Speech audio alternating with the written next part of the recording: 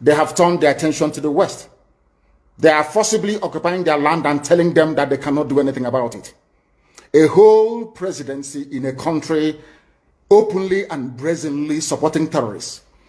All of you watching and listening all over the world, you know that Miyetti Allah is a terrorist organization. You know that. They have killed. They have said that Benue State is theirs for the taking as a spoil of war. All of you are aware of it. You know what they are doing. Anywhere you have Fulani Headsmen, terrorists for that matter, they tell you, oh, they are pastoralists. They are allowed to do their businesses in the forest. All of you are aware of it. But you kept quiet, hoping that somehow Tinubu will emerge as the president, or an Igbo man will come as the president, and your family will start enjoying. But in the meantime, you have no more farmlands, you have no more forests, you have nowhere you can call your own home.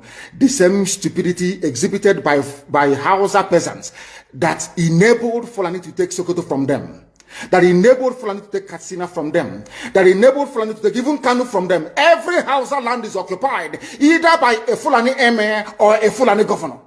Some of you don't want to reason, you don't ever learn that the main aim of Fulani is to conquer your land and enslave you. Look at Hausa people today. As I wrote yesterday, they are worse than a discarded tissue paper.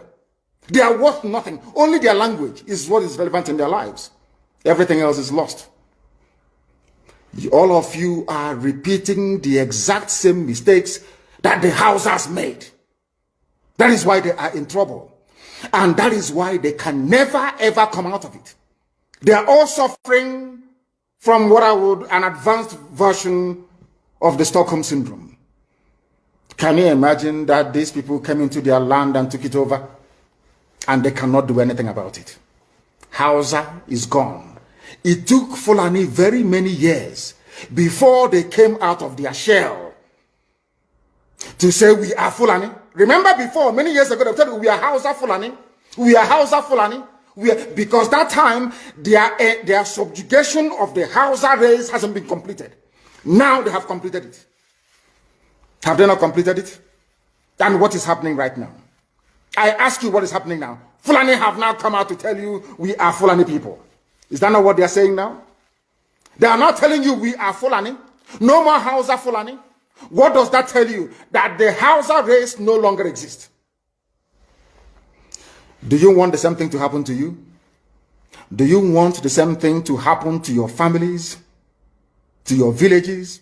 Do you want your towns, let's say Obomosho, to be renamed into a Fulani name? Do you want Onisha to answer a Fulani name? Forget all the nonsense about unity of Nigeria. All they are uniting against is your common interest. Unless you prefer epileptic power supply, unless you prepare to live your whole life without running water, unless you want to live in abject poverty and deprivation, your only alternative is a revolution. Let nobody discourage you. All the countries of the world doing very, very well, they all went through a revolution. You must go through it. If you don't go through it, you can never ever survive as a people. Fulani will take you over. As simple as that. This very day, we are making it known to the whole world that the Muslim extremist dictatorship masquerading as a secular democratic government must be demolished.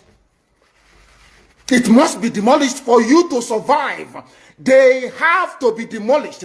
If you do not demolish them, your lives will end very, very miserably. I assure you. I assure you. The zoo is on its knees. Everybody knows that the zoo called Nigeria is on its knees.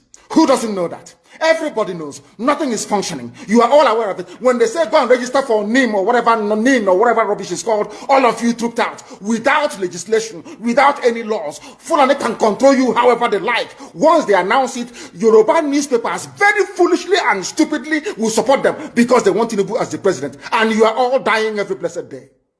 You are all dying every day. Had you people risen up to say that what is happening in Nigeria is bad, there is no way that Fashoranti's daughter will not be alive today. That is the price you pay for duplicity. That is the price you pay for treachery.